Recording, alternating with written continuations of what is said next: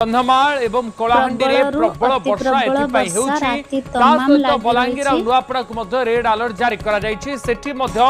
वर्षार परिमाण रहिबो डीप डिप्रेशन जोगु एवं दक्षिण ओडिशार अनेक जिल्ला को उपकूल ओडिशा दक्षिण ओडिशार अनेक जिल्ला को राति तमाम वर्षा लागि रहिबो बोली मध्य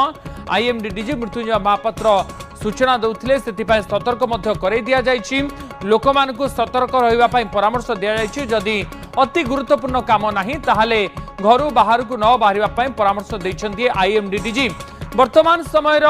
डीप डिप्रेशन को नहीं बा गभीर अवपात को नहीं जो अपडेट सूचना आसुची ताहा हेउची उपकूल अतिक्रम करि सारिची गभीर अवपात गोपालपुर अतिक्रम करि सारिची गोपालपुर पास होई सारिची गभीर अवपात डीप डिप्रेशन रो प्रभाव संध्या समय जेतेबेले उपकूल को छुई थिला एवं उपकूल आड़ को धीरे धीरे आगो को बढ़ुला सेतेबेले तार अधिक